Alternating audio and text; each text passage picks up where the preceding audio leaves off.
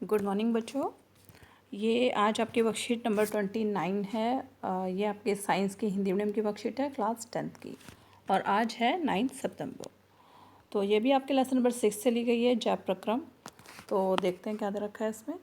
पौधों के लिए नाइट्रोजन, फास्फोरस तथा दूसरे खनिज लवणों के लिए मृदा निकटतम तथा प्रचुरतम स्रोत है।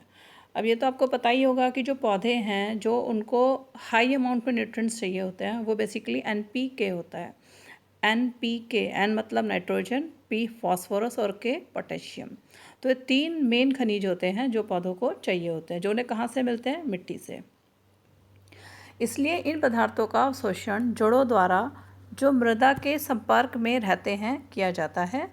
यदि मृदा के संपर्क में, मृदा मतलब सॉइल के संपर्क वाले अंगों में तथा क्लोरोफिल युक्त अंगों में दूरी बहुत कम है, तो ऊर्जा व कच्ची सामग्री पादप शरीर के सभी भागों में आसानी से वितरित हो सकती है। यदि पादप शरीर की अभिकल्पना में परिवर्तन के कारण यह दूरियां बढ़ जाती हैं, मतलब कि जो बड़े पेड़ होते हैं उनकी बात की जा रही है, तो पत्तियों में कच्ची सामग्री तथा जड़ों में ऊर्जा उपलब्ध कराने के लिए विसरण या डिफ्यूज़न प्रक्रम पर्याप्त नहीं होगा। मतलब कि छोटे पेड़ों में तो ठीक है कि आसानी से विसरण के द्वारा, डिफ्यूज़न के द्वारा उनको जो पोषक तत्व है वो मिल सकते हैं, लेकिन अगर हम बड़े पौधों की बात करें, बड़े पेड़ों की बात करें, तो उसमें ये पॉसिबल नहीं होता। तो ऐसी परिस्थिति में परिवहन मतलब जो भी चीज़ें हैं, खनिज है या फिर पानी है, खनिज लवण जो NPK चाहिए पौधों को, या फिर पानी चाहिए, या और जो भी चीज़ उनको चाहिए, जो प्रकाश संश्लेषण से खाना बना वो उनको चाहिए, तो वो सारा भी तो कहीं ना, जैसे हमारी बॉडी में ब्लड सर्कुलेट करता है, परिवहन करता है, उसी तरीके से प्लांट्स में भी सर्कुलेटरी सिस्टम है। मतलब कि ये प्लांट का सर्कुलेटरी सिस्टम है एक तरीके से। और जैसे हमारी बॉडी में सब में नसें थी ना, आर्टरीज थी, वीन्स थी, मतलब धमनी थी, शिरा थी, कैपिलरीज थी, तो इसी तरीके से ही इनके अंदर भी क्या है, जाइलम और फ्लोएम होते हैं कि एक सुदृढ़ प्रणाली आवश्यक हो जाती है। मतलब कि एक कॉम्प्लेक्सिव स्ट्रक्चर इसको चाहिए। पादप प्रचलन नहीं करते हैं, और पादप शरीर का एक बड़ा अनुभाग उनके उत्तकों में मृत कोशिकाओं का होता है, जैसे लिग्निन है, और भी बहुत सारे इसमें ऐसे उत्तक हैं जो डेड होते हैं। इसके परिणाम स्वरूप पादपों को कम ऊर्जा की आवश्यकता होती है तथा ये अपेक्षाकृत धीमी वहन तंत्र प्रणाली का उपयोग कर सकते हैं। तो आगे देख लेते हैं मेन क्या है इसमें। चित्र दे रखा है इसमें, और चलो पहले ये देखते हैं। पादप वहन तंत्र पत्तियों से भंडारित ऊर्जा युक्त पदार्थ तथा जड़ों से कच्ची सामग्री का वहन करता है। पादप वहन तंत्र में क्या है, 2 चीज़ें होती हैं, जाइलम और फ्लोएम। ठीक है। अब जो मतलब वहन तंत्र वही है, सर्कुलेट करना, उसको लेके जाना पूरे पेट तक। तो इसमें जो ऊर्जा का भंडारण है, जड़, वो कहाँ पे होता है? भंडारित ऊर्जा युक्त पदार्थ तथा जड़ों से कच्ची सामग्री का वहन करते हैं। ये पादप के में 2 मुख्य चालन पथ या नलिकाएं हैं जिसमें ये सारा मटेरियल जाता है। अब पहला दे रखा है जाइलम। अब देखो, इसको याद करने का एक बहुत आसान तरीका है कि जो जाइलम होता है वो एक है जाइलम, एक है फ्लोएम, है ना। तो जाइलम क्या करता है, जो मृदा से प्राप्त जल और खनिज लवणों का वहन करता है। मतलब कि ये जो जड़ें हैं वो क्या करती हैं, रूट जो होती हैं वो खनिज तत्व मिट्टी से लेती हैं, पानी हम जड़ों में डालते हैं, तो वो लेकर क्या है, ऊपर की तरफ उसको लेती हैं, और फिर जो जाइलम है वो नीचे से ऊपर की तरफ पौधे को, पेड़ को क्या दे देता है, पानी और खनिज लवण जो है वो पहुंचा देता है। तो ये ध्यान रखना चाहिए कि नीचे से ऊपर जाता है, ये ऊपर से नीचे कभी नहीं आता। ठीक है, 1 डायरेक्शनल है, यूनिडायरेक्शनल है। फिर है फ्लोएम। फ्लोएम को ऐसे याद कर लो, फैला हुआ, मतलब कि चारों तरफ फैला हुआ है, कि पत्तियों से जहाँ से वे संश्लेषित होते हैं, प्रकाश संश्लेषण के उत्पाद पौधों के अन्य भागों तक वहन करता है। तो फ्लोएम का काम क्या है कि जो पत्तियों में प्रकाश संश्लेषण से उन्होंने खाना बनाया, ऑक्सीजन तो रिलीज़ हो जाती है, और जो उन्होंने कार्बोहाइड्रेट की फॉर्म में खाना बनाया, वो सारा जो खाना है वो पूरी प्लांट की ग्रोथ के लिए भी तो चाहिए। तो उन पत्तियों से वो जो खाना है वो सारे प्लांट में ऊपर नीचे जहाँ जहाँ भी प्लांट की जो भी पार्ट है उन सबको, एरियल पार्ट्स को सबको वो मिलता है। मतलब पत्ती को, जड़ों को, तने को, सबको मिलता है, ऊपर से नीचे, नीचे से ऊपर, दाएं से बाएं, मतलब चारों तरफ फैलते हुए जाता है वो। तो इसलिए फ्लोएम को याद कर लेना, फैलना, चारों में फैला पड़ा है चारों तरफ। और जाइलम क्या है, सिंगल, नीचे से ऊपर। तो आगे देख लेते हैं, जाइलम और फ्लोएम में अंतर दे रखा है।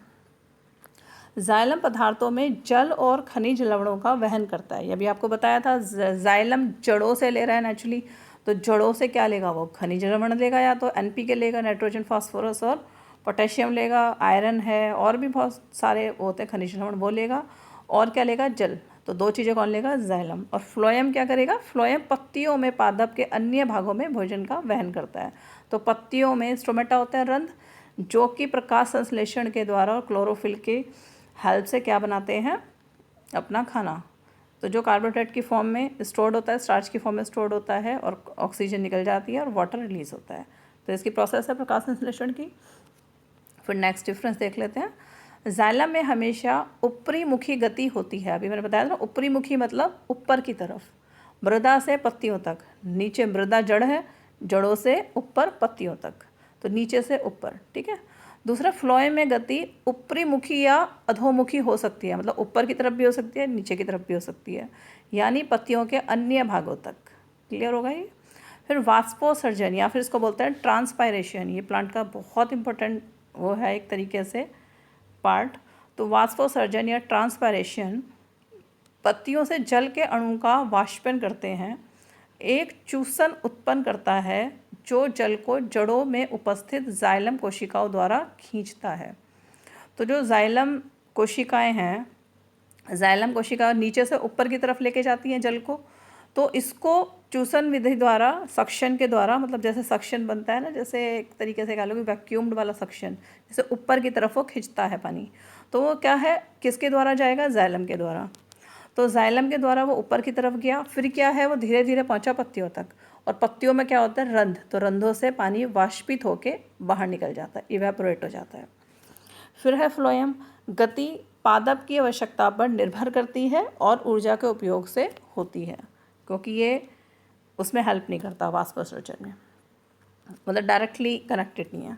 फिर देख लो इसको आगे। अब इसमें दे रखा है, एक पेड़ दे रखा है ना, ये आपका इसमें वाष्पोत्सर्जन के समय जल की गति दिखा रखी है। तो देखो, जो जड़ें हैं एरो ऊपर की तरफ जा रहे हैं ना, तो जड़ों से क्या किया इसने, पानी लिया, पोषक तत्व लिए, और ऊपर की तरफ तने से जा रहा है, नीचे से ऊपर की तरफ जा रहा है ना, तो कौन लेके जा रहा है, जाइलम। और पत्तियों में जो रंध्र है उनके द्वारा ये सारा जो जल है, वाष्प, वो बाहर निकल जाता है। तो एक इसमें और मज़ेदार बात यह है कि जो प्लांट जितना भी पानी लेता है ना, कोई भी पेड़, उसका 97 to 99 जो पानी है वो लॉस्ट हो जाता है, मतलब निकल जाता है ट्रांसपायरेशन के द्वारा, इवापोरेट हो जाता है, वाष्पित हो जाता है, मतलब रंध्रों द्वारा निकाल दिया जाता है। तो सोचो, जितना पानी पेड़ को हम देते हैं उसमें से 90% पानी कहाँ चला जाता है, दोबारा से एटमॉस्फेयर में, इन्वायरमेंट में, है ना। मतलब दोबारा से जो वो, मतलब ये वो बहुत लिटिल पानी यूज़ करता है अपने अंदर, जो प्लांट है सारा वो उसको लॉस्ट कर देता है। तो 98% जो प्लांट एनर्जी है वो भी कहाँ यूज़ होती है, ट्रांसपायरेशन में। मतलब जो प्लांट ने एनर्जी स्टोर करके रखी है अपने अंदर, उसका भी 98% जो पार्ट है वो कहाँ यूज़ हो जाता है, ट्रांसपायरेशन के प्रोसेस में। इसका एक बहुत ही इजी और तरीका बताया जा सकता है कि बेसिकली तो ट्रांसपायरेशन को बस ऐसे समझो कि जो मतलब इवेपोरेशन है वाटर का, जो सक्शन के द्वारा जाइलम के हेल्प से क्या है, रूट से सीधा ऊपर तक जाता है, तने से होते हुए पत्तियों तक, और पत्तियों का रंध्रों से, स्टोमेटा से वो निकल जाता है। अब आगे देखो, वाष्पोत्सर्जन पादप के वायवीय भागों द्वारा वाष्प के रूप में जल की हानि की प्रक्रिया है। अब ये जो वायवीय भाग कौन से हैं, पत्तियों में रंध्र। अब रंध्र जो है पत्तियों के नीचे ज़्यादा होते हैं। अच्छा, इसका एक बहुत सिंपल सा एग्जांपल घर में भी देखते हैं हम, जब पालक, साग या कोई भी ऐसी सब्जी लेकर आते हैं, तो अगर उसे पॉलीथीन में रखी हो वो, तो आप देखना, फ्रिज में रखी हो, जब बाहर भी रखी हो, उसको मतलब एक उसमें नॉट डाल दो, गांठ मार दो, तो 2 घंटे 3 घंटे बाद आप जाके देखोगे तो छोटी छोटी बूंदें दिखाई देती हैं पॉलीथीन के अंदर। तो बेसिकली पॉलीथीन के अंदर वो कहाँ से आती है बूंदें, वो जो पत्ते हैं उनमें जो रंध्र हैं उससे पानी रिलीज़ हो जाता है, वही पानी जो है वो हमें बूंदों के फॉर्म में दिखता है। इसका एक एक्सपेरिमेंट भी है कि किसी पेड़ के किसी एक टहनी पे पॉलीथीन बांध दो और फिर देखो कुछ घंटे बाद उस पर छोटी छोटी बूंदें होंगी, तो वो भी देख सकते हो। अब है पादप के वायवीय भागों द्वारा वाष्प के रूप में जल की हानि की प्रक्रिया है। यह प्रक्रिया पादप की निम्न रूपों में सहायता करती है। क्या क्या इसके फायदे हैं वाष्पोत्सर्जन के? जल के अवशोषण एवं जड़ से पत्तियों तक जल तथा उसमें विलय खनिज लवणों की ऊपरी मुखी गति। तो जो नीचे से ऊपर की तरफ गति होती है वो सक्शन के द्वारा होती है, चूसन के द्वारा होती है। तो वो नीचे से ऊपर की जो गति है वो वाष्पोत्सर्जन जो है वो उसमें हेल्प करता है, पानी को ऊपर ले जाने में और खनिजों को ऊपर ले जाने में। किसकी हेल्प से? जाइलम की हेल्प से। पादपों में ताप के नियमन में सहायक, मतलब जो पौधे हैं जो कूल डाउन रहते हैं, ठंडे रहते हैं, वो भी किसकी वजह से रहते हैं? इस प्रोसेस की वजह से। जल के वहन में मूल दाब रात्रि के समय विशेष रूप से प्रभावी है। दिन में जब रंध्र खुलते हैं तो वाष्पोत्सर्जन कर्षण जाइलम में जल की गति के लिए मुख्य प्रेरक बल होता है और वाष्पोत्सर्जन में ऊर्जा का उपयोग नहीं होता। तो वाष्पोत्सर्जन में जो ऊर्जा है उस टाइम उसका उपयोग नहीं होता, क्योंकि प्रेरक बल क्या बन जाता है? मतलब बेसिकली एक तरीके से जो सक्शन बल है वो उसमें हेल्प कर रहा होता है उसकी। तो आगे देखो स्थानांतरण। स्थानांतरण क्या है? पत्तियों खाद्य कारखाना, मतलब फूड फैक्ट्री बोलते हैं उसको। पत्तियों, जो पत्तियां हैं वो हमारे प्लांट की या हमारे ट्री की फूड फैक्ट्री होती है जहाँ पे खाना बनता है, से पादप के अन्य भागों तक भोजन के वहन की प्रक्रिया है। स्थानांतरण का मतलब है, इसको इंग्लिश में बोलते हैं ट्रांसलोकेशन। तो फूड को ट्रांसपोर्ट करता है ये लीव्स से, फूड फैक्ट्री जो है लीव्स, उससे डिफरेंट पार्ट ऑफ प्लांट तक, मतलब जो पौधे के या ट्री के और पार्ट्स हैं उस तक पत्तियों द्वारा खाना जो है वो ले जाया जाता है। तो इस ऊर्जा में एटीपी से उपयोग होता है। तो हमने देखा था कि एटीपी बनते हैं इसमें, है ना, जो कि सिंपलेस्ट फॉर्म है, माइटोकॉन्ड्रिया में बनते हैं। तो वही वाला प्रोसेस है पूरा। तो आगे देखो, इसको क्वेश्चन आंसर देख लेते हैं। तो क्वेश्चन आंसर में पहला क्वेश्चन दे रखा है, उच्च संगठित पादप में वहन तंत्र के घटक क्या हैं? तो दो ही हैं, जाइलम एंड फ्लोएम। फिर पादप में जल और खनिज लवण का वहन होता है। तो पादप में हमने देखा ना, जल और खनिज कौन लेके जाता है? जड़ से। तो कौन लेके जाएगा? जाइलम, जो कि नीचे से ऊपर जाता है। पादप में भोजन का स्थानांतरण कैसे होता है? ये दे रखा है स्थानांतरण, इसमें से लिख देना, सबसे नीचे दे रखा है ना लेफ्ट हैंड साइड पे।